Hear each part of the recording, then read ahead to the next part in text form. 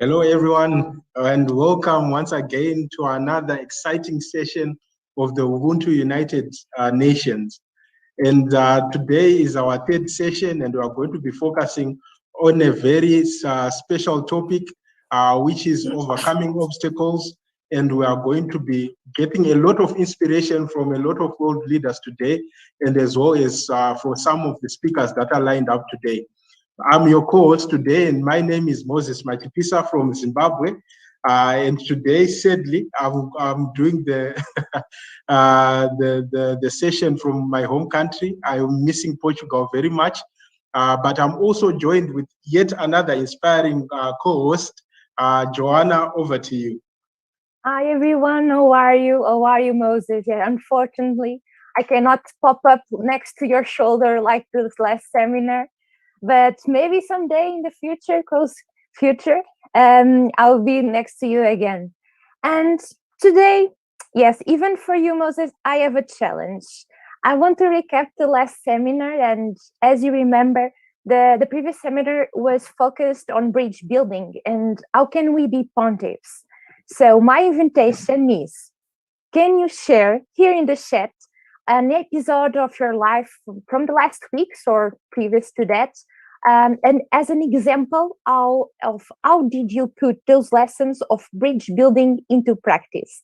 I will read some of your comments, so feel free to share here in the chat some examples of how you do your bridge building in your community, in your family, in your country, and professionally in your work. And I will buy you some time, so I will try to share mine from the last weeks. From the previous weeks, I mean. And Moses, meanwhile, you can also think of one or two examples if you have. I think you have a lot because you were here in Portugal doing a lot of bridge building. So mine, I think that sometimes when we are talking about being pontiffs and bridge building, we normally think, okay, nations, we have to collaborate, but we can do small things that will add up and doing large changes in your lives, in your community. So I try to do this exercise and think about my daily life and how can I do and be more a bridge builder.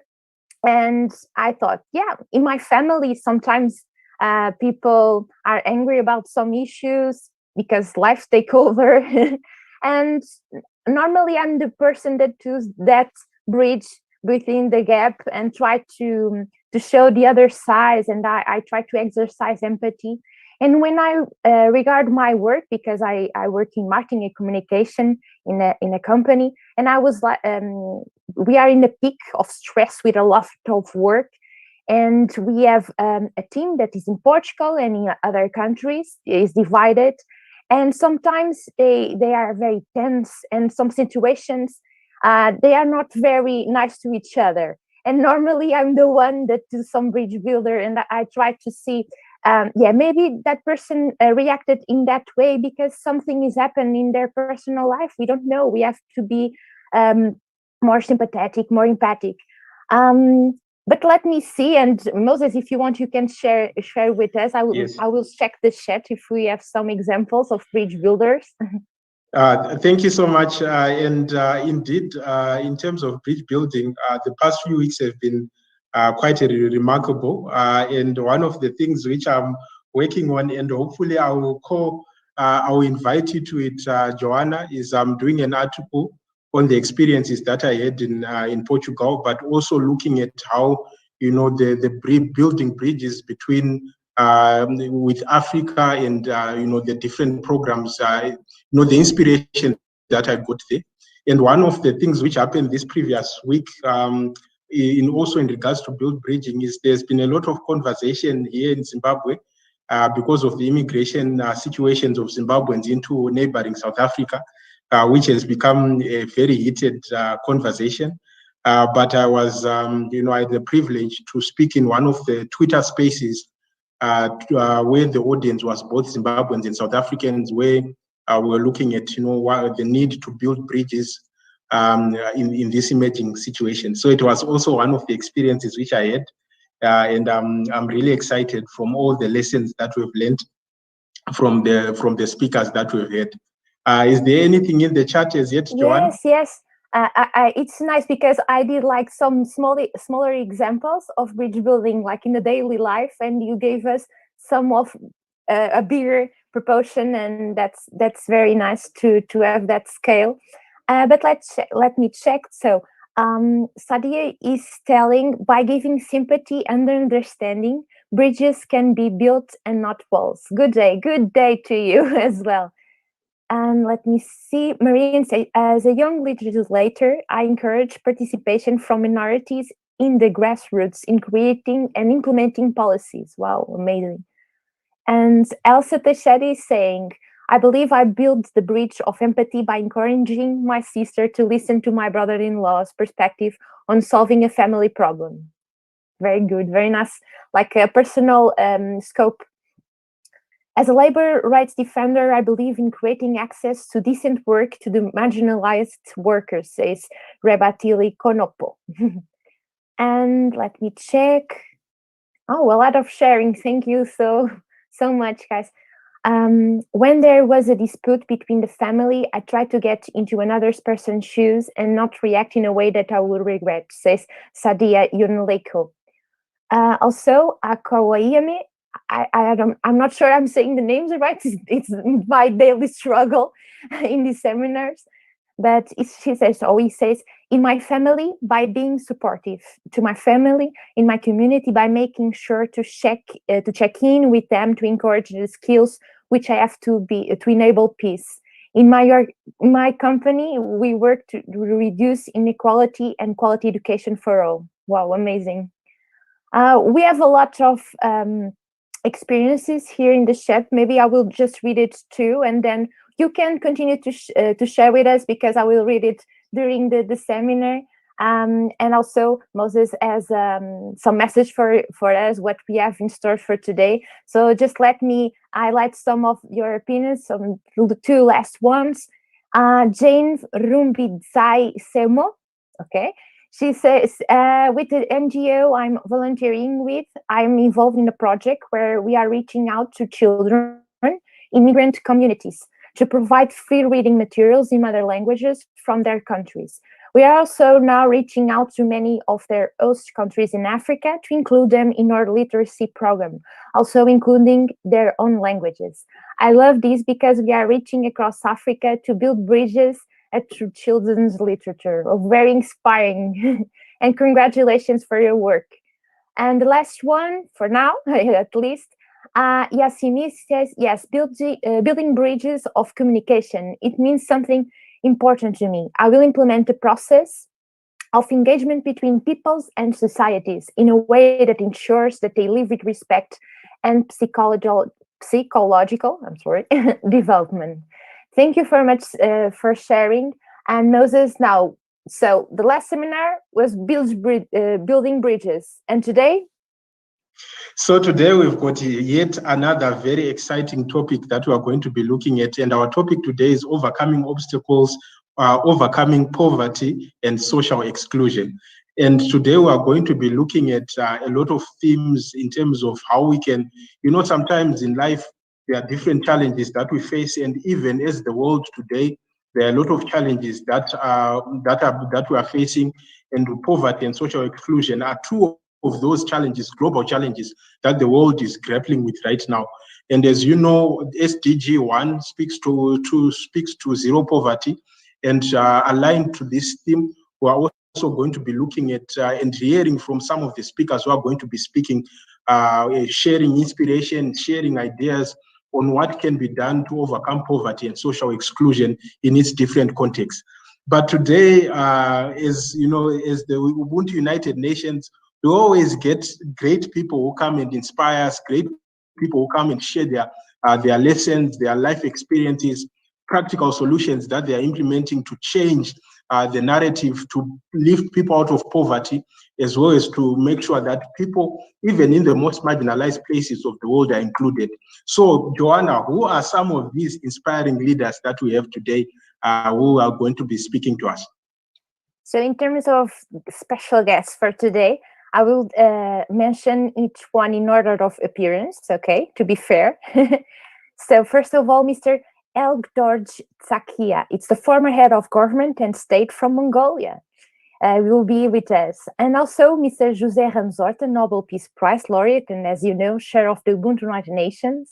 And also, get ready, Mr. Mohammed Yunus, the Nobel Peace Prize laureate. And also, of course, our dearest Mr. John Vomic, president of the Ubuntu Global Network and co-chair of the Ubuntu United Nations. So, Moses, now the floor is yours. Thank you so much. So at this juncture, there's been a lot which has been happening. We've got 3 sessions today, including today. And we just want to have a feel, from the participants in order for them to share their experiences on how the journey has been so far. And I'm going to invite, because, at this time, we're also going to hear the voices of the participants themselves. I'm going to be inviting some delegates just to share a few snippets in terms of how their journey has been so far.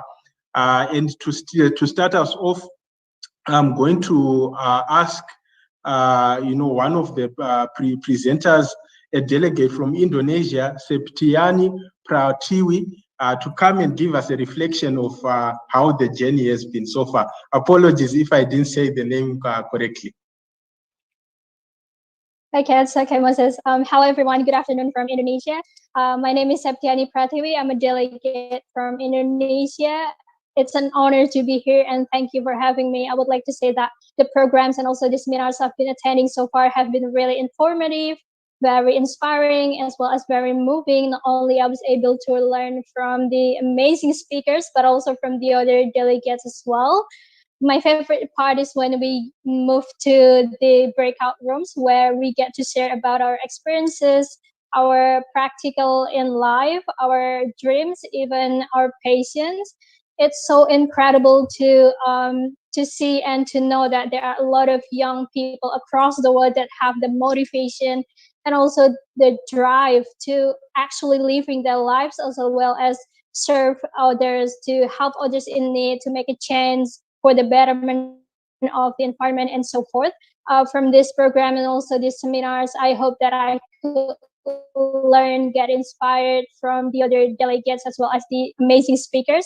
The delegates that I've met and connected so far have been really inspiring. It's inspired me in a lot of way in my life, especially to reach my goal to start my own youth center and some sort of like NGO in the future.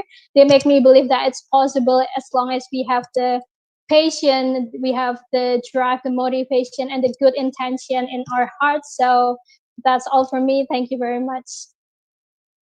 Thank you so much, Septayani, and thank you so much for the reflections that you gave. And indeed, It's always inspiring to hear from you and from the delegates in terms of how this program is actually impacting you and what you are learning. So I'll move from Indonesia, I'll go to Panama, and I call upon Valeria Maduro. Valeria, over to you. How's been the journey so far? And I like the SDGs crown behind you, if I may say. Hello, everyone. Hi, it's a real pleasure to be here with you. I'm so excited. Again, each other. For those who have not had the pleasure and the opportunity to meet you yet, my name is Valeria Maduro. I'm from Panama. I'm a writer. I'm a journalist and a founder of Moverse Foundation. I was ambassador of Sustainable Development Goal in 2018 in my country. I have experience in 3 sectors, and I don't want to profound, but it's very important to know that right now, as a news anchor, being in front of the cameras every day with a responsibility in communicating the news, make me confirm the commitment that we all have in our spaces to promote peace in every action we take. I would like to share with you that when I found out that I will be here in Ubuntu, my happiness exceeds the limits because the opportunity we have is huge in transforming our communities with small actions. The road can be a bit disappointing at times, sometimes, because of the barriers that we have that exist. For example, the poverty and the inequality, that is the theme that we're gonna talk today. But it's a path that we are following today during these seminars, looking for more answers, more solutions. Sharing makes us learn from others' experience to improve, and that's the idea. And thanks all to be here and to connect. In my country, the inequality is very evident with modern and tall buildings, but with a community of extreme poverty right now, right next to that building. In fact, Panama is one of the 3 most inequality countries in the world. However, it's a country that is a bridge of many nations and one of the most important commercial, logistic, and humanitarian hubs in the world due to the geographic position, and exactly is a consequence of a high level of inequality that exists in my country. We should take a deeper look at our prisons. As Nelson Mandela said, it is said that no one truly knows a nation until one has been inside its jails. So we have, for example, the story of Laura. I met her 10 years ago when she was a prison. She was there, and I went to visit them because I was presenting my first book. And she told me years later, when she already has been free, a phrase that I will never forget. The worst day of my life was not when I entered to the prison, it was when I was free of them, but rather when I left it. It makes me clear that we must continue to be an effect resocialization, but also create a real opportunities for that people to reduce poverty and equality. I don't want to talk more, but it's really a team that inspired me to take action every day. I start to think that we need to help more in our communities first, so we'll not have more people in prisons. With my foundation, Moverse Foundation, we are looking for young entrepreneurial leaders to empower them and give them that tool. For that reason, I really thanks Ubuntu for that opportunity, for this opportunity that makes me profound these actions more effective. I'm 29 years old, and I need to create those bridges of union is bigger. How becomes urgent to give the opportunity to this generation and our children who are not born yet, and how see all this reality that will live in our country. My expectations are very high because a path with peace is built from the challenges. And I hope that from here we continue talking, strengthen ties and friendships that encourage us to be better every day, and also allow us to take action, because we still have 8 years left to comply with the agenda. And from now, you can count on me every day to continue this path. And it's of course it's that it occurred to me, what if from Ubuntu we could create a movement called Change of Peace? I don't know. I'm just thinking about it. Thank you very much. Thank you. Thank you so much, Valeria, and thank you so much for your inspiration. And already in terms of the ideas that you have for the future, and also in what you are doing, especially in your home country, to stop inequalities. So allow me to move from Panama, and I'm coming to the African continent. Next, we've got Zara Rashid, all the way from Tanzania. Over to you, Zara.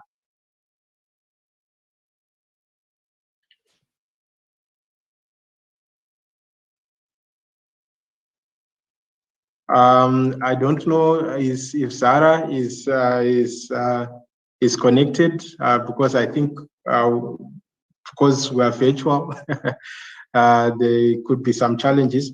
But while we wait, and while the tech team is working on just to check with Zara, can we have Joanna Gomes from Portugal?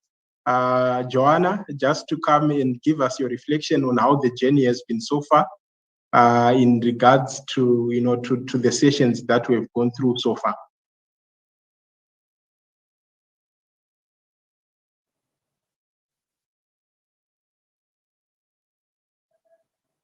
Is Joanna? I can see. So Zahara sends an apology for some technical challenges in the chat. But Joanna, over to you for your reflections on how the journey has been. Hello, I come from Portugal, and it's been a really, really amazing few seminars so far. I feel inspired, I feel motivated, I feel I want to change the world with all of these seminars, and help others and share this vision with others, this vision of Ubuntu and the journey and all the lessons that we have learned, and overcoming poverty and overcoming social exclusion is one of the two biggest problems, like Moses said. And I think today will be very interesting, and so we can learn more about how we youngsters can change that. Human rights will also be amazing, and climate change will also be another great seminar. I really thank all the team and everyone that I've been able to meet and share the reflections. I really like the rooms where we share with 20 people our reflections, and it's really amazing to see how different perspectives from all over the world can make something amazing and make this world a better place. So thank you very much. I'm really honored and privileged that I've been selected, and thank you once again. Obrigada. Obrigada. Thank you so much, Joanna. And as we continue with the reflections, we have our next speaker from Nigeria. And from Nigeria, we've got Nameti Akpan. Nameti.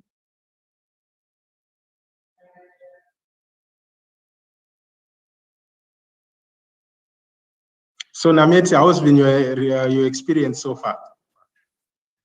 Oh, thank you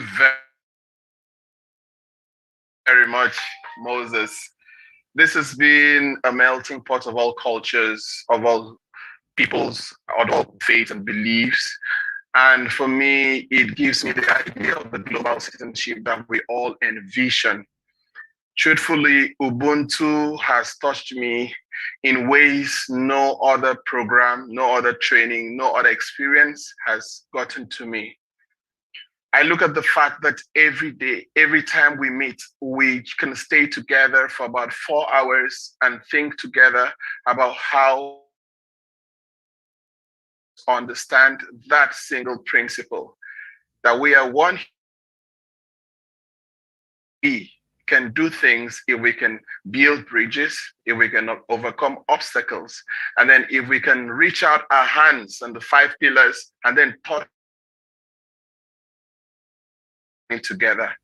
So for me, Ubuntu has been that model of a new world, a world that there is no division, a world where diversity becomes a plus, a world where inclusion is a given. It's been a life-changing experience with your hosting, you and Joanna being the 2 pillars that constantly remind us about the fact that we can be together even when we are diverse. I remember the empathy that comes each time our John Volmick speaks to us and remarks, I can feel the depth of humanity. For me, Ubuntu is humanity enthroned and love shared. Love and hugs. Thank you, Moses. Over to you. Thank you so much, Nameti. Thank you so much for your very kind words. And indeed, we look to the inspiration of our great leaders, Dr. Rui and Professor Volmink, in terms of this program, as well as all the inspiring speakers that also come to share with us their thoughts, their knowledge, their experiences, and how they've contributed to making the world a better place. So the last speaker for today is coming all the way from Togo, and we've got Crepin from Togo. Over to you to share your experience, how it has been. How has been the experience, Crepin? Hello, everybody. Please, can you hear me? Yes, we can hear you. Please go ahead. All right. Thank you very much for the opportunity. I'm very glad to be part of this wonderful experience. So far, I've met many people, got a lot of connections, discussed about many things, and it is really, really wonderful, just amazing. And I'm really grateful for you guys for given me this opportunity to be part of this journey. I've learned many things from our guest speakers. And the other day, I was telling to some people, I couldn't believe having Mr. Ban Ki-moon and many other guest speakers on my screen. And it was really, really great. Such an amazing opportunity, So I'll be implementing everything I'm learning here. I'm starting thinking about how to implement them in my country, joining some institutions, associations, and, helping some other young people as me to really, really build bridges and be these leaders and share this Ubuntu humanity. And, I really, really like words, and I'm very, very grateful for this opportunity. And I'm looking forward, to being present to all the other seminars coming. I'm really waiting for them. Thank you very much. Over to you, Mr. Moses. Wow, thank you so much. And thank you for all the speakers that managed to speak today. And I know some had a few challenges with the connection and different issues, but it's so much a great privilege and honor just to hear in terms of that moment of inspiration. We are getting into another one. It is my honor and the privilege to welcome one of our most inspiring guests who has been inspiring us through this journey, to inspire us, on the topic that we have today, overcoming obstacles, when we're talking of poverty as well as inequality. So allow me to introduce Professor John Volmink to give us the meaning of resilience, especially in this context. Professor John, over to you. Thank you very much, Moses, and good day to everyone, or good evening. It's wonderful to be together with the Ubuntu family around the world. It's such a privilege. And in particular, I must say, as the different people were speaking about their experiences earlier, I couldn't help but wondered what would have happened if my generation, which is a few generations ago, if my generation had this opportunity, I wondered if the world would have really been a better place. But knowing you and hearing you, I believe that this generation, bound together here under the name Ubuntu United Nations, that I've said it before, that I deeply believe that you're going to make a difference in this world. I'm very excited to see, and I hope I live long enough to see how the fruits of this series of Ubuntu United Nations seminars is going to affect people in different parts of the world. You may know, or you may not know, that there is such a thing as an Ubuntu Global Network Charter, a charter of principles. And if you haven't seen it, I think, I'm sure we can arrange for you to see that, which is a set of principles that binds us together. Now, that charter reminds us that our true human potential can only be realized when we are interconnected with others. That's fundamentally the message. So a person is a person because of their relationship with other persons. So no one is an island, and we cannot live in isolation. That's why I celebrate this moment every time we get together. We live in a community, and that sense of community makes us who we are and what we are. We are tied to others in many ways. We share successes and we share our pain. And as individuals, we can't separate our humanity from the humanity of those around us. And that's a beautiful message to say to the world and to convince others that it's a better ethic than what we currently have.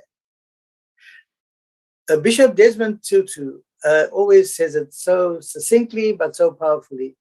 And he says in 2008, Ubuntu tells us that you cannot be human all by yourself. Ubuntu tells us that you can't be human all by yourself, says Archbishop Desmond Tutu. In other words, as human beings, we cannot be happy alone. Neither should we be left to carry our pain alone. Cannot be happy alone. All of us, whether we are rich or poor, whether we are young or old, have encountered obstacles. And dealing with obstacles invariably means dealing with pain. And so comes the word resilience, as Moses has pointed out. You will recall that resilience is one of the 5 pillars of Ubuntu. And resilience is that quality which helps us work through the pain and dealing with those obstacles. And there's always a threshold. We have to be aware of the critical role resilience plays in our lives. Those who were born into challenging circumstances, such as poverty and other challenges, develop a resilience in order to deal with the challenges of life, and they deal with it. They develop that quite naturally, because there will always be challenges for them to face, and for us. It is the case that people who grow up in conditions of hardship know, probably more than most of us, from an early age, what it means to survive and to fight to survive. And therefore, their pain threshold is higher. They can take a lot of pain, and they have mental toughness. So what about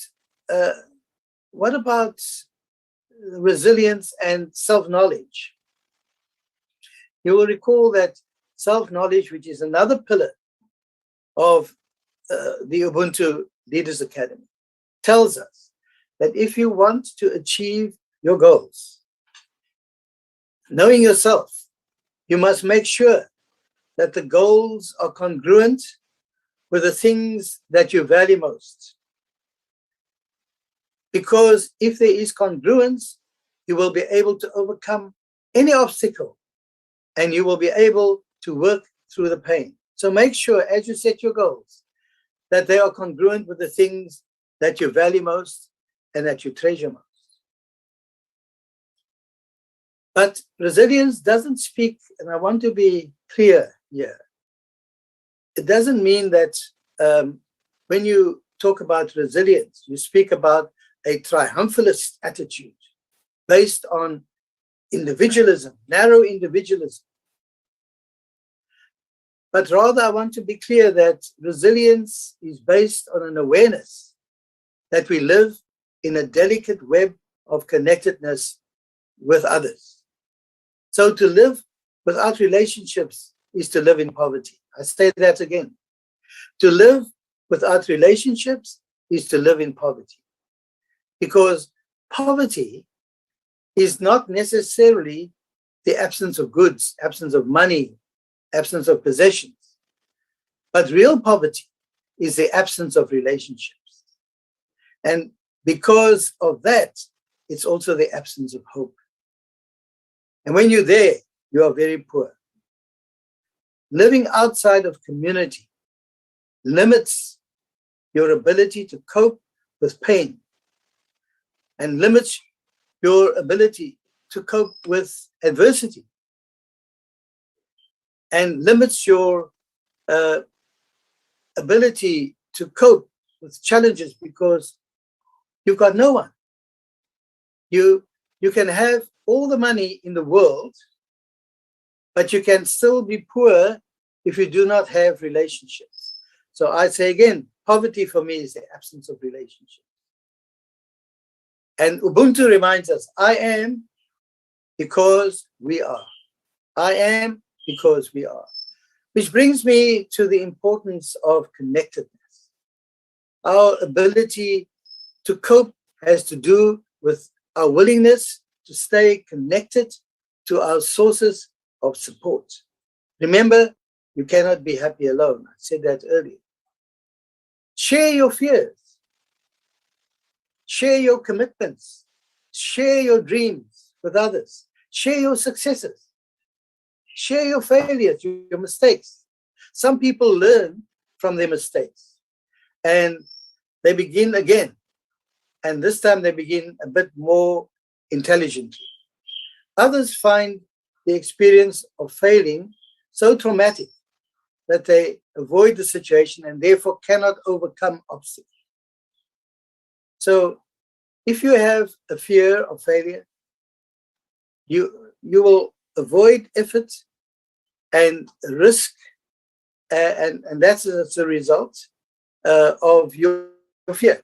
You will dislike sudden changes and shocks, and you will prefer routine tasks.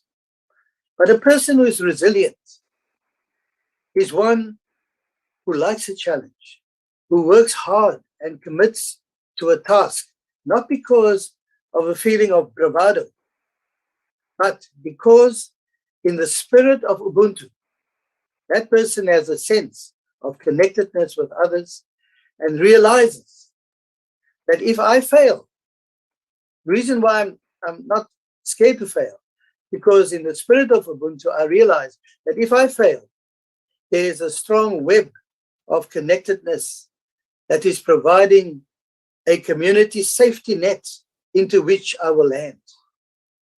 There will be those that will ensure that if I fall, I will always land on my feet. And that gives me the confidence. And that's the last thing I really want to say. We need to understand what self-confidence is. Self-confidence is an important part of Ubuntu because self-confidence makes a particular statement. But it's not an arrogant statement. Self-confidence is not arrogance. Self-confidence is related to a statement of value, not a statement of arrogance. A statement that says, I know who I am, that's self-knowledge, and I know my value, that's a value of worth. But self-confidence is important because it is about focus and courage, and how to stay focused, like Nelson Mandela did, on where you want to go, and how to have the courage, even in the face of opposition and criticism, to continue working in the interest of others. So, Ubuntu is not about going on a personal mission, but it's going on a mission in the interest of the community, So Ubuntu makes us aware, says Bill Clinton. Bill Clinton in 2006 says, and I quote, Ubuntu makes us aware that the world is too small, our wisdom is too limited, our time here on this earth is too short to waste time winning fleeting victories of other people's expense, at other people's expense. We have now to find a way to triumph together, triumphing together over obstacles. So as I close, I return to this obstacle that affects so many people around the world, and we will hear from the Nobel laureates and others about how they have made a contribution to help people overcome this obstacle. And that obstacle is the obstacle of overcoming poverty.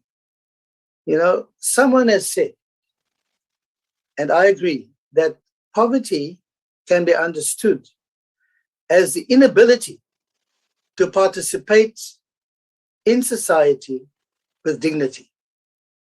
It is the inability to participate in society with dignity. It is very difficult to fight for one's dignity when you feel the whole world seems unsupportive and in fact even conspires against you. So in the spirit of Ubuntu, we have to use our agency role as leaders, Ubuntu leaders, to help our fellow human beings to overcome this terrible obstacle, the obstacle of poverty. Because the Ubuntu project is a dignity project and based on an ethic of care and empathy and respect. Thank you very much, Moses. Thank you so much, Prof, for those thought-provoking remarks. Especially, I was taking some notes, and you quoted Desmond Tutu, and you said you cannot be human all by yourself. And there are two paradigms that you brought. You said you cannot be happy alone, and also you cannot carry all the pain alone. And you helped us, with a great learning point when you said goals have to be congruent with the things that we value the most. And you also gave a good reflection in why, as you say, that self-confidence is not arrogance. And you helped us to understand that we ought to look at, the bigger picture, especially as we are talking in the context of, these great problems of poverty and social exclusion. So in this moment in time, we are very grateful, Prof, for the reflections. And as we continue to move with our program, we've got yet another exciting speaker that is joining us today, who's going to be joining us today for as part of the program. But I'll give this opportunity to Joanna. Joanna, who's this speaker who is going to be speaking, a very inspiring speaker who's going to take us to the next moment. So I will do the honors, Moses. Thank you. And I just want to say appreciating, thank you as well, Professor John Volmy, because it's like each seminar, I feel like I'm taking a wake-up call regarding the ethics of care and Ubuntu. And it's so inspiring and wonderful. Thank you so much for the constant recall of the important things that we have to think in life. So for the next guests, get ready. I will do like some noise. We will welcome Mr. Elbgdorj Tsakia. It's the former Prime Minister and President of Mongolia. Mr. Elbgdorj Tsakia is a public servant, freedom fighter, and a policymaker from Mongolia. In 1990, he was one of the key leaders of the Mongolian Democratic Revolution, and since then have continuously served Mongolia as a member of the parliament 4 times, Prime Minister 2 times, and was elected President for 2 terms, through which he was emphasized the need to foster human rights. He has also advocated for democracy in Asia, creating Asian Partnership for Democracy initiative within the confines of the Community of Democracies, the largest international organization that drives the global democracy agenda, which Mongolia presided in 2011 until 2013. So please welcome Mr. Elbgdorj Tsakia.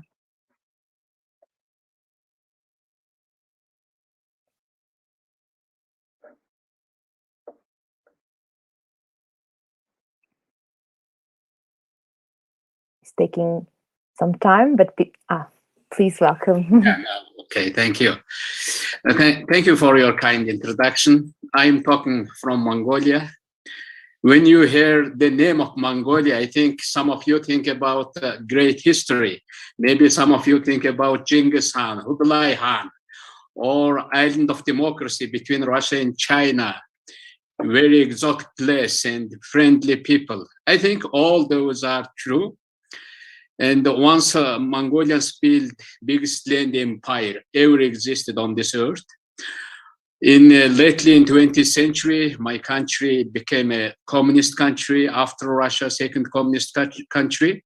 In the late of 1980s, in my country happened democratic revolution that changed everything. And during our great transition from communism to democracy, we did not shatter a single window. We did not shed a drop of blood. That transition was totally peaceful. And thanks to our people's free choice, I had a privilege to serve my country 2 terms as president. You know, you guys maybe think about it, you know, when person becomes president, usually that person became a very different one. But that's bullshit. Usually, if good person becomes, that person usually became good president, good things too. If bad person became president, usually continues bad things. You know, when you become president, you usually continue your job. I would like to make here my point. You guys, leaders, young leaders of Ubuntu, Ubuntu means, I saw it, humanity. You are the best hopes of humanity. Our young leaders of the world, from all continents, from most of the countries. And because of that, if you dedicate your service to others, to your community, to make your community better place to live in, to make your country better place, to make the world better place, I think you guys, Ubuntu leaders, you're gonna be good leaders of your community, good leaders of your country. I believe in that. And now I would like to throw some of ideas in order to overcome obstacles and building bridges, what I did. I became president in July 10, 2009, and I entered to government house and I entered to my room. Actually, president office was big. And I said from that, I am not going to sit in this office. From this office, I will make citizen hall. You know, let's remake this office as a citizen hall. I would like to build from my government house the bridge to my people in order to keep me connected, in order to keep my government connected with the people. And after 1 month, we actually remade from that office, citizen hall in government house. You know, before that in Mongolia, we had more prisons, more detention centers than citizen halls.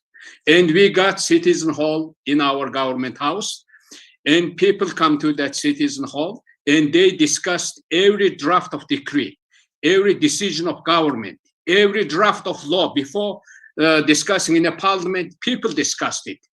People who are interested in that draft of law, they came to government house, they discussed it, and they contributed it.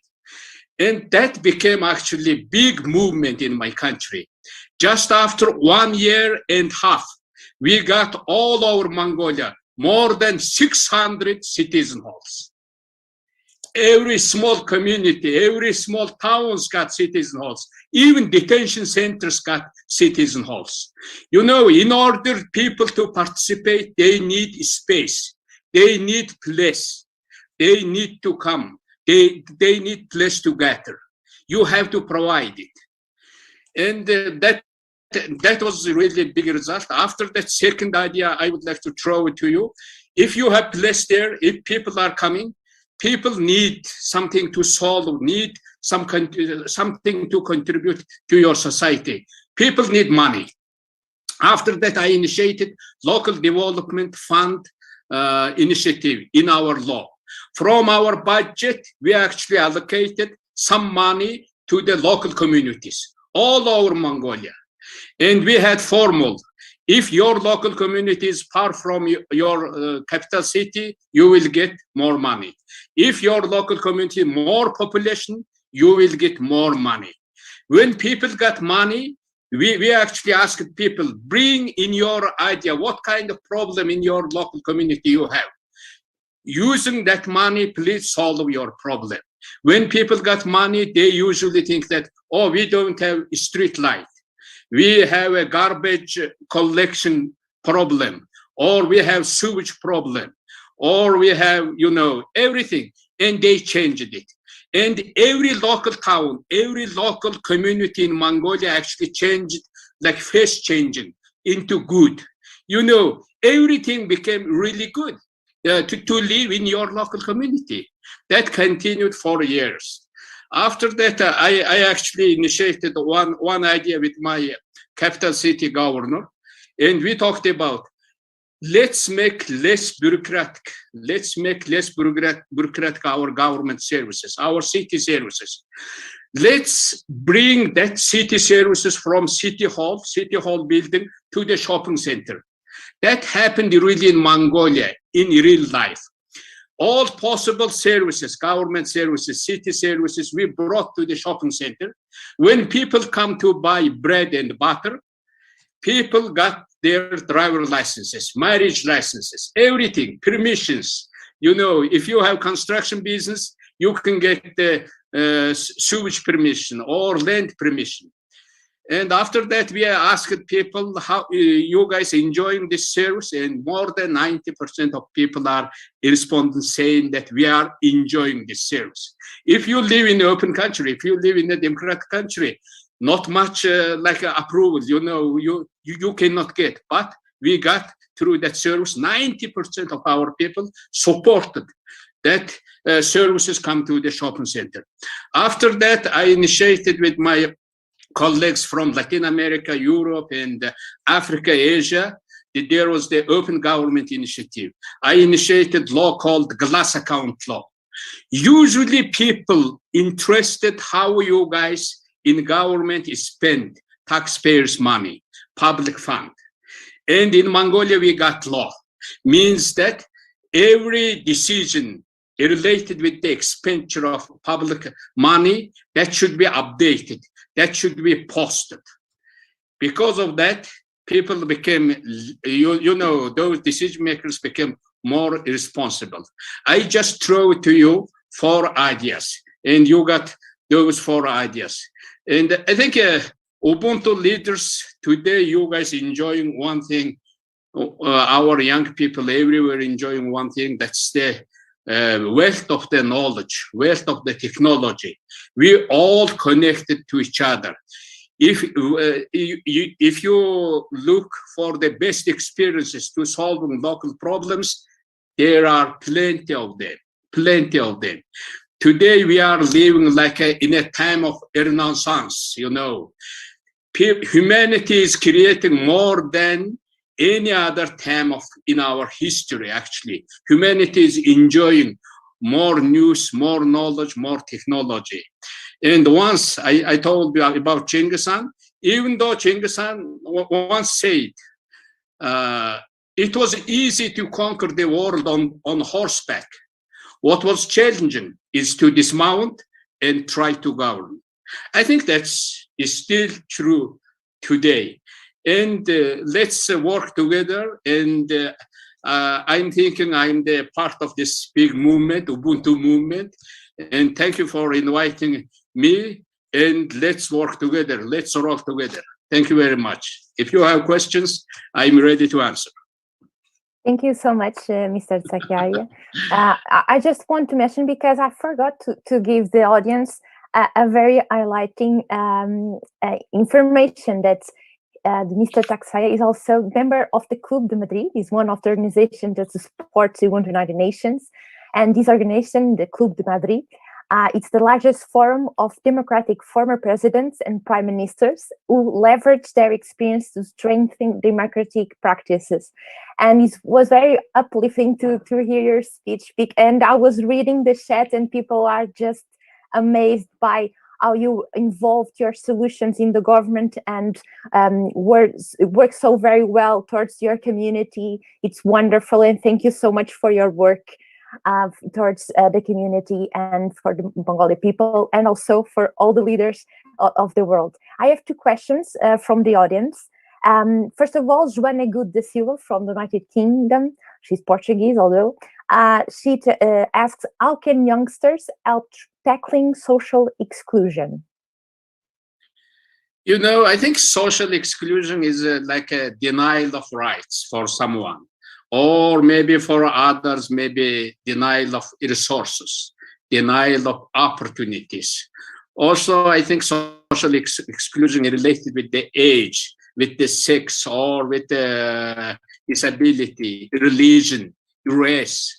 You know, social exclusion is related with the status of social economic status, and even migration status. I think poverty is one of the form of the social exclusion. And when I think social exclusion, I usually put versus social inclusion. And we need to think about social inclusion. And when we talk about social exclusion, how to understand social exclusion, it's, I think, very simple. Every one of you invited to the party except one of you. That's the social exclusion. How you should join to all other people means that there are many good initiatives, and all we know that no child left behind. That's the big thing. Means that no one should not left behind. And I think in this term, in social exclusion, government has a role to play.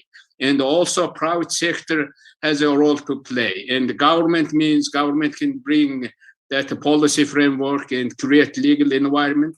Civil society, of course, we can identify what kind of social exclusion we have in our community, in our city. And after that, we can talk with the like-minded people and bring some solutions to that.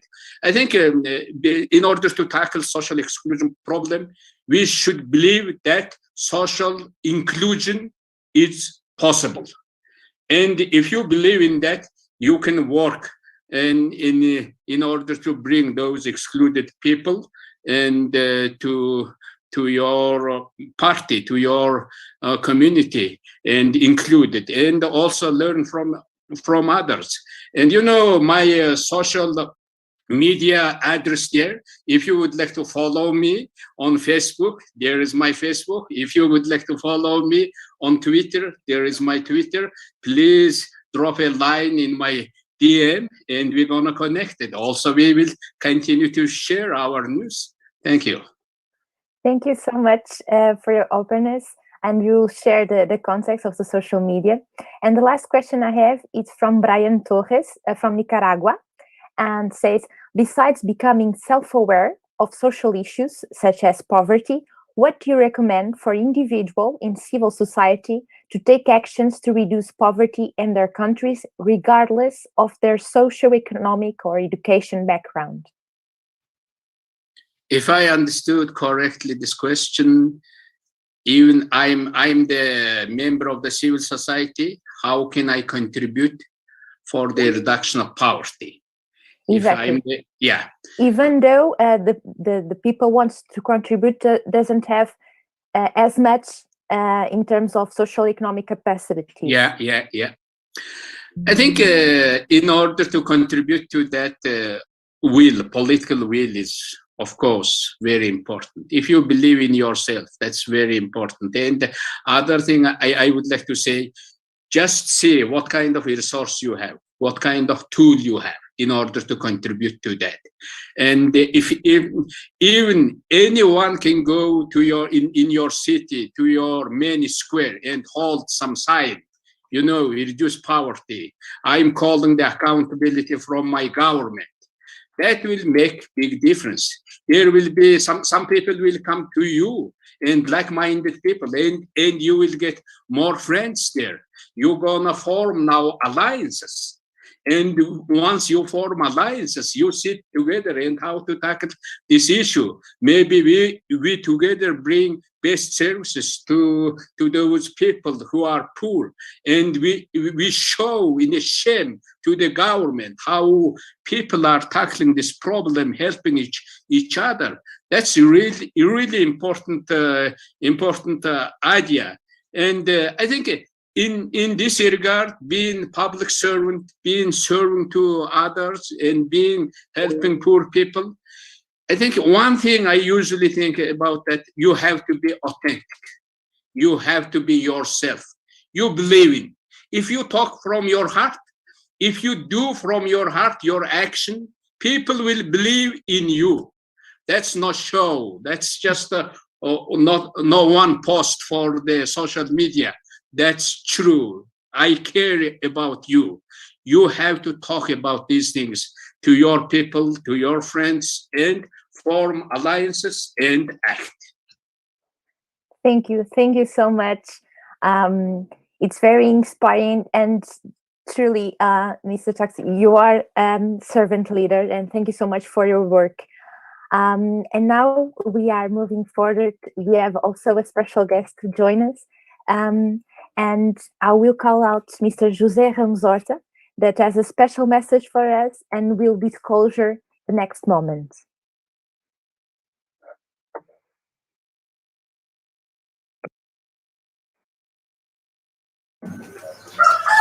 Good morning, good afternoon, good evening, wherever you may be. This is José Ramos Horta. I'm speaking from Dili, Timor-Leste. My apologies to start with if you hear roosters, a turkey, or a deer, because I live in a small property in the city, but it's almost like countryside. I have animals all over the place, and particularly the roosters are the most annoying. They don't even have a very nice voice, so ugly and persistent. I think you can hear it now, so my apologies for that. It's a great privilege to join again Ubuntu United Nations, and I thank again Rui Marques and the whole Ubuntu team in Lisbon and Porto in Portugal for organizing this fantastic gathering of like-minded people around the world who believe in the ideals of the United Nations, the ideals of human fraternity.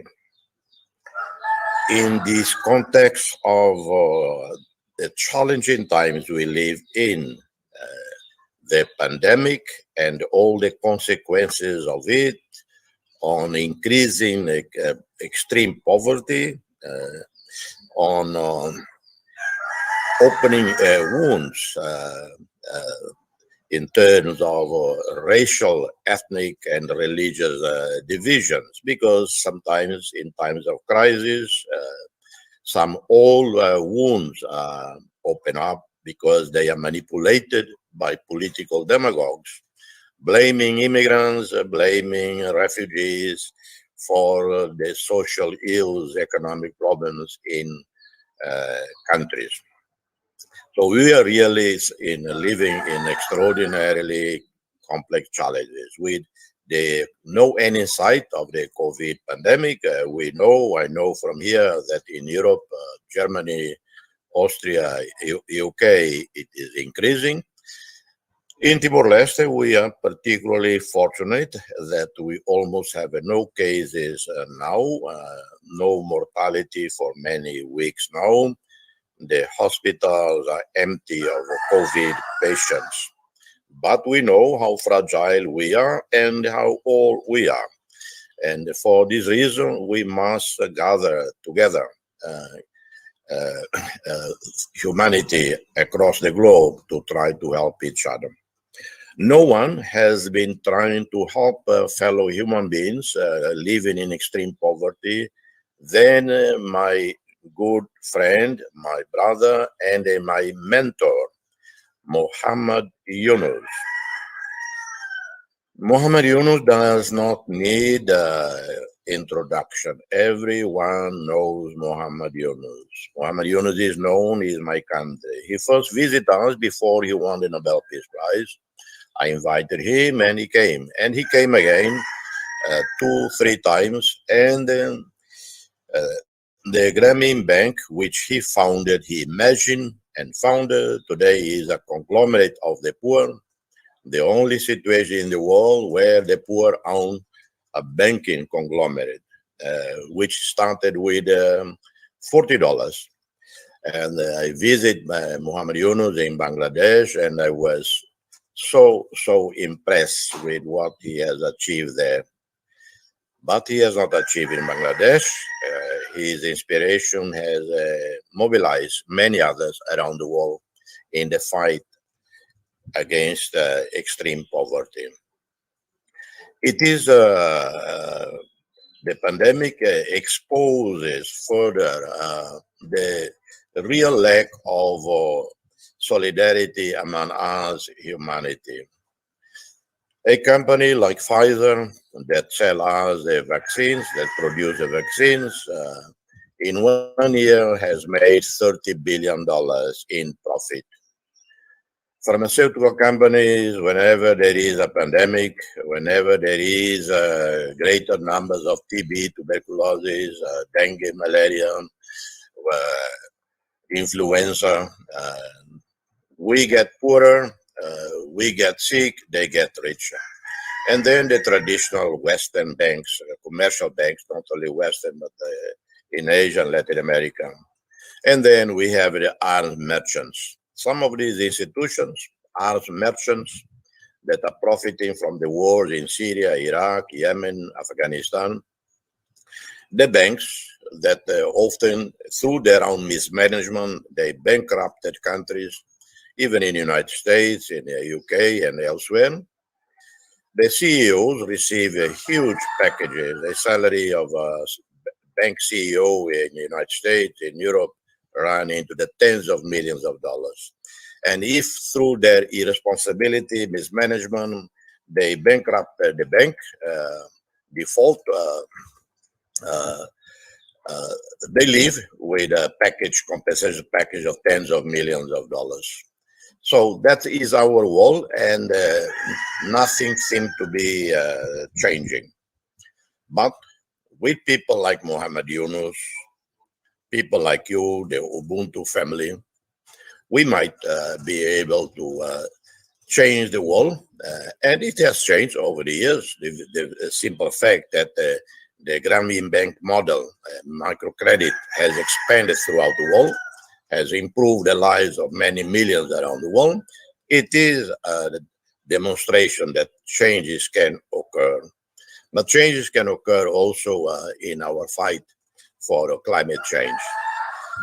Timor-Leste, my country, like many others, fragile countries in the third world, developing island states, we never contributed to CO2 emissions. You know, maybe Timor-Leste is contributing to 0.00001% of the CO2 emission.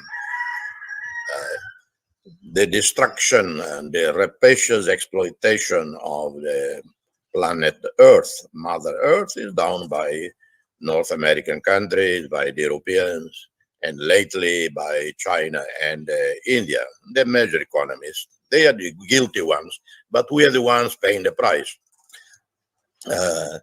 And the Glasgow summit has been a thorough disappointment. Thorough disappointment in the sense that it does not correspond to the magnitude of the challenges, does not correspond to the magnitude of the crimes committed against Mother Earth, does not correspond to the magnitude of the expectations of the most vulnerable countries that are most affected. I didn't go to Glasgow because I was skeptical. Besides, of course, it's too far for me to travel there. But today, now, I will stop here and so that you have a chance to listen directly to an icon of humanity, Professor Muhammad Yunus. Hello, thank you very much. Thank you, Jose. Good to be with you and all your young friends all over the world. And I'm very, very happy that you invited me in to talk to these young people. I feel delighted to get this opportunity. And as you have mentioned, our friendship goes way back. And when you started replicating Grameen program in East Timor, Timor-Leste, and that brought me to Timor-Leste. And that made the friendship, which lasted ever since, and get closer and closer. We have been together in many, many campaigns, and we still are. And now you mentioned the vaccine campaign. This is a shame that world leaders have not paid attention to it. And today, this amazing situation has been created because of that, where the billions of people are deprived from vaccines. Well, only lucky 10 countries have all the vaccines they could get, and multiple numbers of them. And some just wasted, couldn't use it because time expired. And they had to introduce the third dose. More people in 10 countries at the third dose than the first dose in all the poor countries in the world together. So that's what the COVID-19 situation and the vaccine situation. And our appeal, together with Jose, our appeal is to make vaccine as a patent-free good, that intellectual property rights should not apply in case of vaccine, because it's a life-saving device. It's a life-saving medicine that we need to take, a vaccine. And if you try to put the patent right creates a wall of profit. So rich pharmaceutical companies, and they are all rich, they build this firewall with the profit, so that the knowledge remains inside that firewall. Nobody could enter. So it's a very ugly scenario, if you can imagine. People are dying outside the wall because they have no access to vaccine, and they will continue to die, but they will not open the gate of this wall to let the knowledge come over, to be protecting all those millions and millions of people around the world. It's not about money to be given away. It's simply knowledge to be shared. The knowledge is there. World today has all the knowledge to protect people from COVID-19.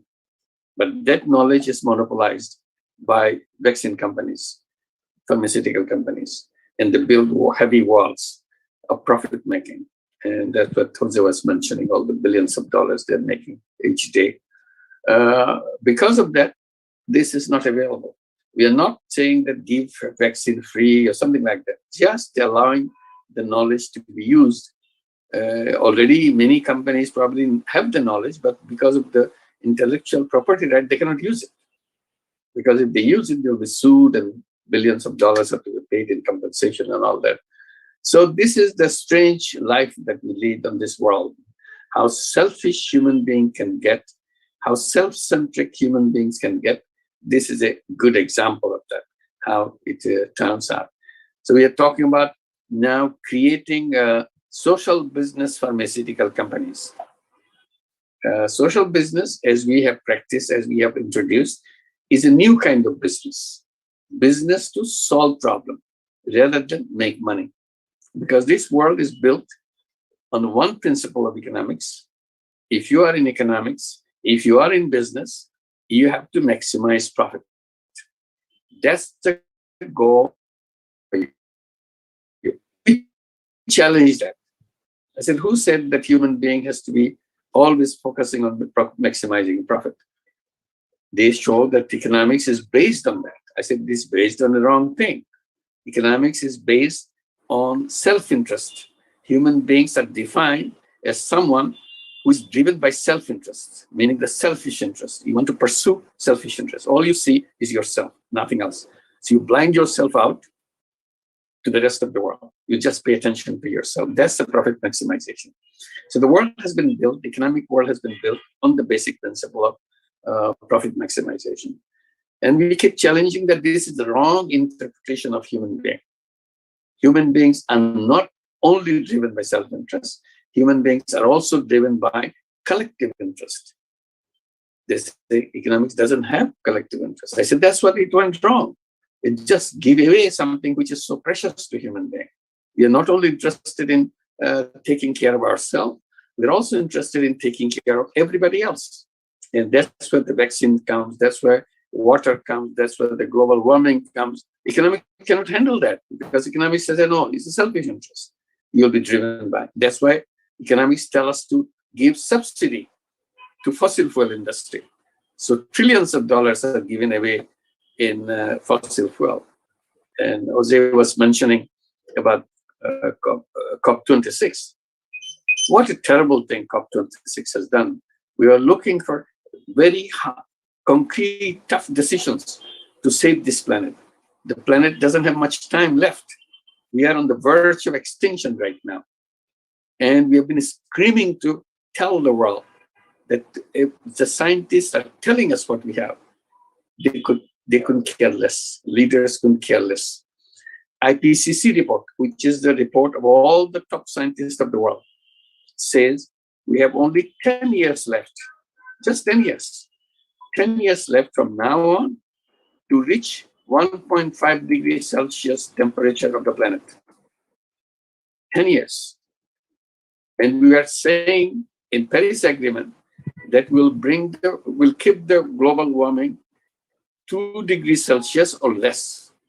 And then on, which is way back, then on the world has said that we have to keep the global warming less than 1.5 degrees at the end of the century.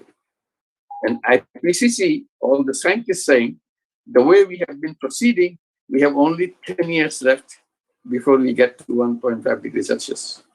So by 2030 or 2031, will be 1.5 degrees Celsius. So rest is just non-existence. It's a kind of people don't exist on this planet. So human being has become the most endangered species on this planet. We have been worrying about many other species that they are both endangered species. Today is the human being who is the most endangered species. We don't have much time left. So we have to work very hard. That's where the young people come. That's why I'm so excited to talk to you. Because you have to take the responsibility to make sure the world goes in the right direction. We make the tough decision. We are not driven by only our own selfish interests. we are also driven by the interest of the planet itself, collective interest, everybody's interest. And people challenge me, saying that this is not happening, this is not possible. People are interested in their own interest, nothing else. And why should anybody do anything for anybody else? What is there for them? There's no incentive in helping other people because there's no profit in it, there's no money in it. So money is the thing which makes things happen to the individual human being. So listening to it many times over, I try to explain, I now give the exact explanation. I said, look, making money may be happiness. Making money may be happiness, but making other people happy is a super happiness. So it's a much more attractive than just being happy.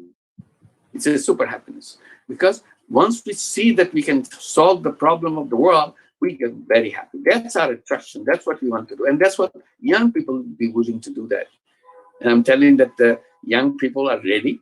They have the technology, they have the creativity, they have the stamina and the commitment to save this planet. Otherwise, they don't have a future.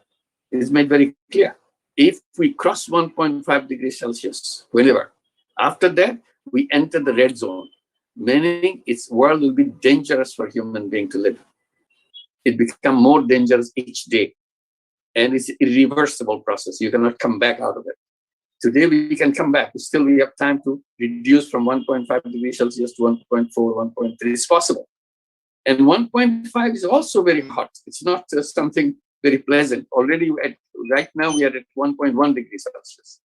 And it's already making so much trouble, and particularly in low-lying areas and the island countries and so on, like the country Timor-Leste, will be extremely difficult to survive because of, in Bangladesh, it's extremely difficult to survive because of extreme weather. It's already showing up at 1.1 degrees Celsius. So many of the scientists are saying it's not 1.5 degrees Celsius that we'll be heading for. We'll be heading for 0 degrees Celsius, not 1.5. 1.5 is too much. What is 0 degrees Celsius? 0 degrees Celsius is the atmosphere that we had 100 years back before the Industrial Revolution. Whole trouble began with the Industrial Revolution. So we have to go back to the situation of pollution to the 100 years back. And then world will be safe. That is the safest weather condition, living condition for human being to survive. So don't even compromise for 1.5 degrees. Today you want to protect yourself to 1.5 degree, but you have to reverse the gear to go back to 0 degrees Celsius. That's the aim. So we have been talking about this many, many times over and say the young people are the one to protect us because it's their world they have to protect. They have to make the determination. Leaders will not come to that because they're busy taking care of themselves and taking care of their buddies in the businesses, big buddies, big businesses, and so on. So that's their direction. They will never touch. One of the campaign before the COP26 was to stop digging up all the fossil fuel from the underground. All fossil fuels should be left alone at the underground. They should not be taken out. And that's where it's the safest thing. The moment it comes out, it becomes poison for us, the human being. Look who cares. Big countries, big companies, big countries are giving trillions of dollars as subsidies, free money, so that you can make more business to pollute the world because it's the interest of the big companies to have this more fossil fuel coming up. They have not said anything. There was a tremendous amount of uproar to make fossil fuel disappear on this planet. We said, leave it alone under the ground. This is the common appeal we made, common demand we made it along with Jose and many other friends of ours to make sure we leave the fossil fuel underground, coal, oil, and other gas and so on. So leave it alone and design our life the way we were before the coal and everything came to the planet, dug up from the underground the planet. That's where we should be. We adjust ourselves in that way. But ultimate decision COP26 did, they will be phased out. Oh no, not phased out, phased down, meaning that we will slow down, not a stop, not zero, just phased down. The phase down can mean anything. It doesn't, it says nothing really. So this is where we are right now. And that's why we are campaigning for creating a world of 3 zeros. And that's a campaign we continue to do. And that's why we try to see world can be saved by young people to heading for a world of 3 zeros. What are the 3 zeros? Zero net carbon emission. That's the danger part. The global warming is happening because of the carbon emission. So we want to bring the world to zero carbon emission. And that's the world we want to see happening in our lifetime, in your lifetime, to make it happen. And you have to make harsh decisions for that. Second zero is zero wealth concentration. All the wealth of the world is concentrated in few hands. No matter what we do, all the big things we say, our country is developing, we're improving our life, but the wealth of the world is in the hands of few people that you can count on your fingers. 1% of the population of the world owns 99% of the wealth of the entire world. 1% owning 99% of it. So what is the 99% people got? Nothing. Just 1% of the wealth. And that's what we are screaming about. What is this? And it is getting worse every day. Meaning, today we are saying 1% and 99%. Tomorrow we'll say less than 1% of people is owning more than 99% wealth. It will get worse still. Continue to do that. That's the kind of economic machine we built. So we have to reverse that machine. So we said we have to redesign the entire economic machine so that we can create a new world. A world where people and the planet, people and the profit should live together. They should not be separated out from each other. So that's the kind of world. It can be done. This is what our history says, or the thing that we have done in our work about how the financing has to be done, how to redesign the concepts that economists have done. So all the wrong things economists have put in our head has to be brought out, throw out, create new concepts, and do the machine design completely new. Third zero is zero unemployment. By unleashing the entrepreneurship in all of us, all young people can become entrepreneurs. But all the education system is telling you, you have to finish your school, get a good degree so that you get a good job. As if job is my life. Job is not life. Job is the end of life. Because job is driven by instructions. It's a kind of a slavery. Who wants a slavery in this world? We want to be independent person. Human beings are born as entrepreneurs. So we have to have a new education system telling you that you are entrepreneurs. Come up with ideas, do things, and the finance will be waiting for you so that you can use your ideas translate into businesses that you want to run. You don't have to work for somebody else. You can be your own business and run your business. So that's the kind of thing, because world otherwise is becoming a place where artificial intelligence will come, make us everybody unemployed anyway. So why go that path? Be an entrepreneur and create your own world. So we want to create that world of 3 zeros. And in order to do that, last point, and I'll stop here. Last point is I'm inviting all young people to form 3-0 clubs. 3-0 clubs. 5 young people can get together and form a club. You can Google it, 3-0 club, and you'll see, you can enter it. You can register yourself as a club and get connected with other clubs. Each club can get connected with other clubs so that all are committed, all make a commitment that all we do is to work, is to think about have to create a 3-0 club. 3-0 world. That's the direction we have to move. Otherwise, we have no escape the way world is moving. So we have to protect this planet. It's our planet, so that we can hand over this planet to our next generation as a safer planet, not a planet which will be destroyed by our own action. Self-destructive planet. We don't want that. We want to create a very safe and healthy planet to hand over to our next generation. Thank you very much. I'll stop here. Thank you so much, Professor Mohamed Yunus. It was very enlightening, and I took my notes. I will share after, because I saw a lot of chatting. The delegates are very exciting, and they are searching and talking about the 3 zeros campaign. I have some questions from the delegations. The first one is from Ainalem Oldagari from the Ethiopian delegation. It says, when in some countries conflict or war occurs, why do other developing and underdeveloped countries want to destroy the country instead of agreeing towards a solution. For instance, I could mention my country, Ethiopia, currently as widely disseminated by the media in a state of war derived by political motivated grievances. So the question, just to recall the beginning, is why in some countries where occurs war and conflicts, the other countries, the international community, instead of agreeing towards the solution, it seems that they complicate the issue even further. Well, one answer that I can give, which I was trying to explain, our education has trained us, all of us, all over the world, that we human beings are selfish beings, and we believe in it. We started because that's what they drilled into our head, and we started believing in it. So we're selfish people. So why should we help you? As a selfish person, I'll be just helping myself. I don't care what happens. So the governments behave the same way. They always help themselves, not the other countries.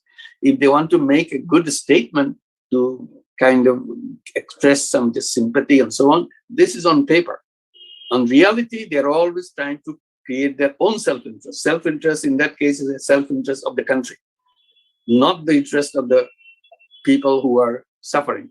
Like refugees, for example, Bangladesh has 1 million refugees, Rohingya refugees, just thrown out from Myanmar and staying in our villages, in our place. We are already tightly packed country, but who cares?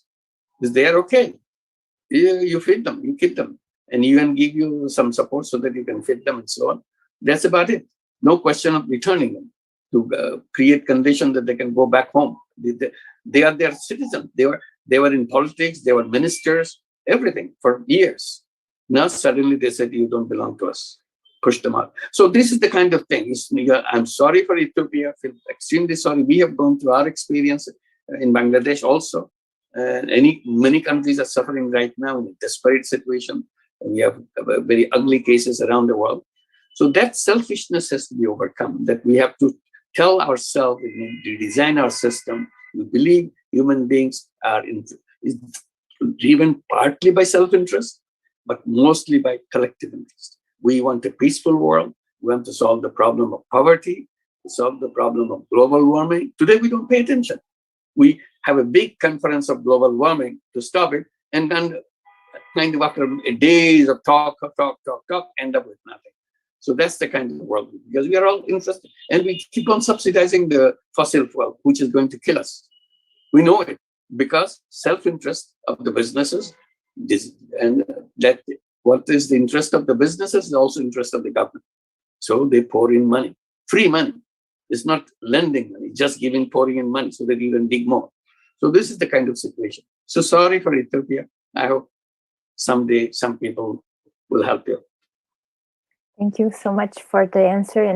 And I have the next question is from the India delegation, from Lia Mari Mashido.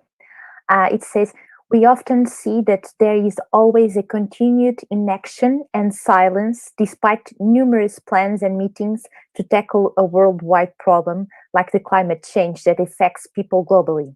Why is it so? Does that mean all of the countries are irresponsible and care less for the people? What are the reasons that prevent them from tackling grave issues? Well, we want our pharmaceutical companies want to make have the money. So, and the 10 countries have more dosages of vaccines than the rest of the poor countries in the world, in the third dose. So that's the kind of situation we have created. If all those pharmaceutical companies work day and night in production, still they cannot produce enough vaccines to vaccinate everybody. But still they will not share the intellectual property right. If you allow that intellectual property right to go out, then everybody can produce it. It's no big deal. Bangladesh can produce it. India can massively produce it. South Africa, many countries in Africa can produce it. Latin America has enormous capacity to produce it. So that there's enough vaccines available. Today, no matter what you do, it's not available. It cannot be done. And whatever is produced, 80% of it is taken out by those fortunate dozen countries. That's all. Continue to do that. So this is a situation that as long as you remain selfish, as long as you remain addicted to maximum profit. That's the point. Addiction to the maximization of profit. That's the key of the entire financial economic system. You have to get rid of that. So we have to create a new kind of concepts in which we are trying to do what we call social business. Social business is a business to solve collective problems. The profit maximization business is to serve oneself, the investor, the owner. Collective interest is served by social business. There, investor doesn't want to make money outright because it is in you. I decided not to do that. And I created a business not to make money, but to solve problems. And we call it social business. And we have done many social business in Bangladesh. Now many social businesses are created in other countries, in Japan, in USA, in France, in Germany, and so on. We have big corporates are encouraged to create social businesses. We have joint venture social businesses and so on. So that is something, and many universities have social business centers. We have now 97 universities in the world which have social business centers, teaching what is social business, why young people should think about becoming entrepreneurs rather than job seekers. We say we have to teach young people that we are not job seekers, we are job creators. We are entrepreneurs. We design things, and we are free people. We are not subordinate to anybody. We are not slaves. We are not mercenaries to collect money for you and hand it over to you. That's not what we are going to do. That's not our life. Our life is to dedicate ourselves to unleash our creative energy to solve the problem of the world. That's what the human life is all about. If satisfaction that I'm useful to the world. I'm not something just useful to myself. That's the thing that we have to come up. We have to switch the mindset of the world. And the last question we have is from the Spain delegation, from José Juan Timmermans. It says, how should a young leader engage its changes in favor of sustainability in a country that applies public policies that do not favor the community and that is undergoing several changes? That's what I was trying to explain. The young people is the future. Young people are the pilots of this spaceship called planet. This Earth is a spaceship, actually. It's floating in space.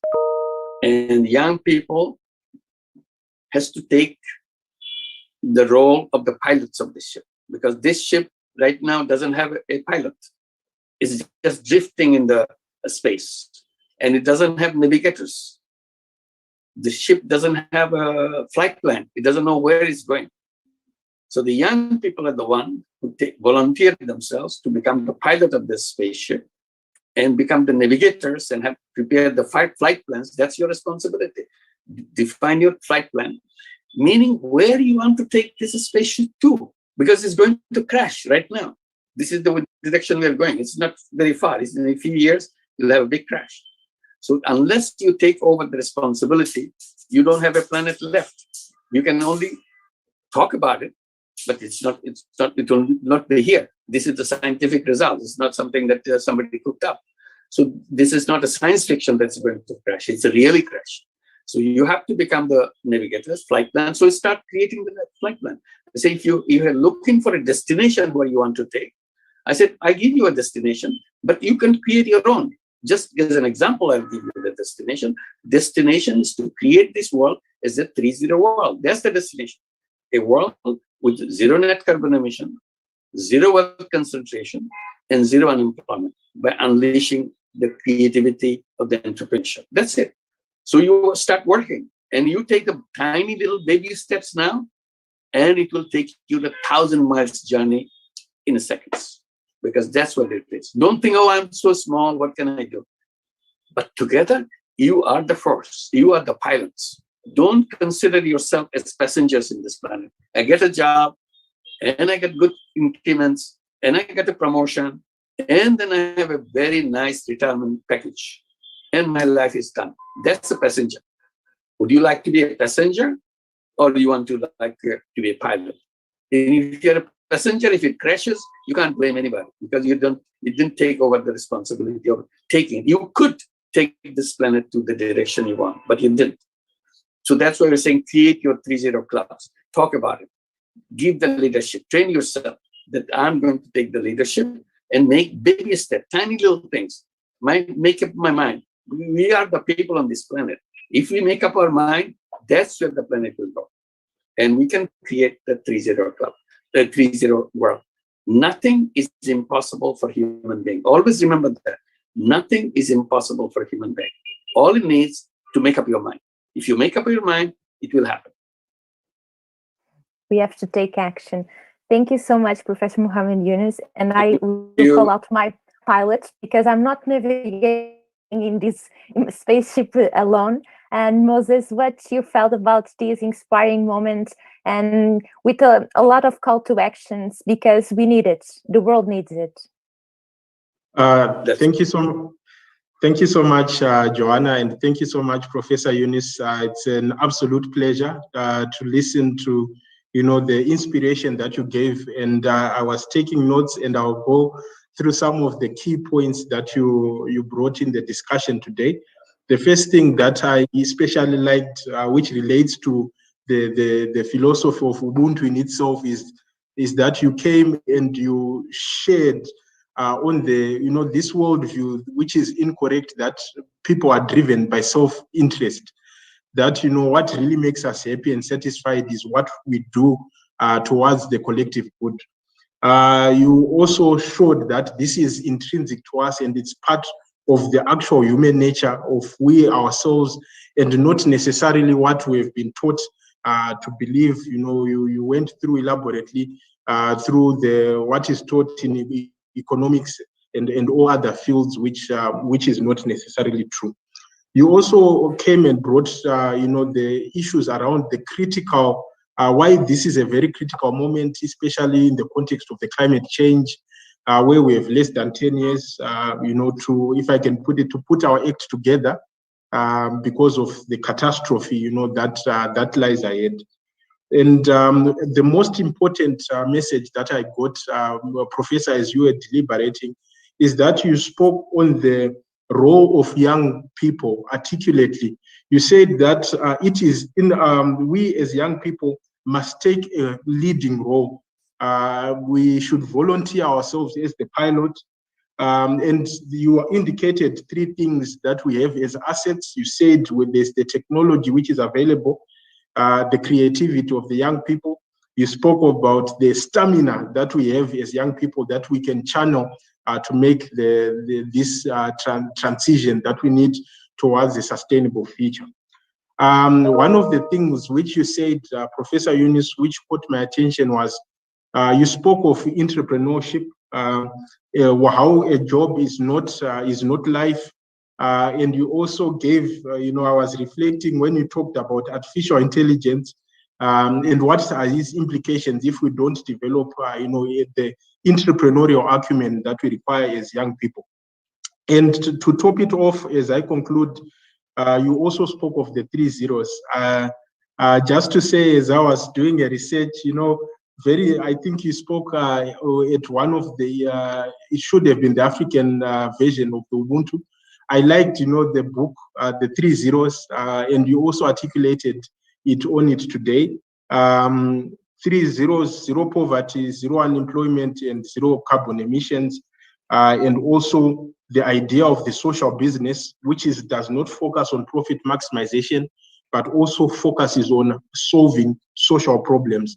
And I believe this aptly fits into the context of today's conversation that we had in how we can solve these 2 big problems, poverty and inequality. So thank you so much, Professor Yunus, for your inspiration and for being with us today. And I saw in the chats, a lot of engagements, and also the call that you gave for the opportunity for the 3-0 clubs, which I believe is also aligned to the Ubuntu,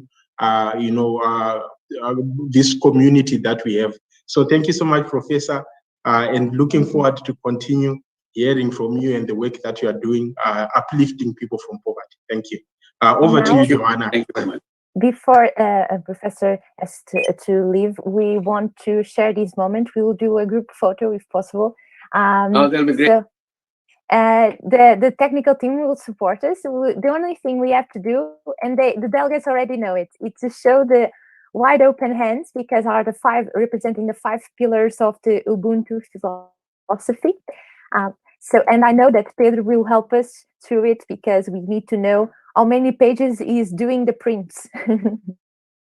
Yeah, that's sure. Thank you, Joanna. Thank you, Moses. Thank you, Professor Yunus. Thank you very much. You know already, Ubuntu. Just raise your hand, open, and show us your big smile. This was such an inspiring moment for everyone to hear from Professor Yunus these words. Again, for the ones that are able to turn on your camera, please do not click on the button to raise your hand, because if you do that, it's always very difficult to tackle everyone. Do not click on that button to raise your hand. Just show us your face, show us your hand, and let's smile to the camera. Let's be together. Give me just a second to cover all the pages that we have today. So many people from so many places ready to change the world, ready to overcome obstacles, ready to overcome the poverty, overcome the social exclusion. I'm such a privilege to cover all these pages, Joanna, because I have the opportunity to see everyone with the best and the biggest smile ever showing on the camera. So for the ones that are already turning on the cameras, just some more seconds and we move. For the ones that missed the opportunity, please turn on the camera.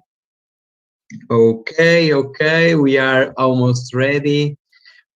Okay, Joanna, Moses, we are ready. Thank you, Professor Yunus. Thank you for everything. Thank you. Thank you so much. Thank you. And Thank now you. moving forward, but I just want to mention one of the super sentences of Professor Mohammed Yunus was that helping and making other people happy, it's the super happiness. I loved it. And now I want to introduce the next moment with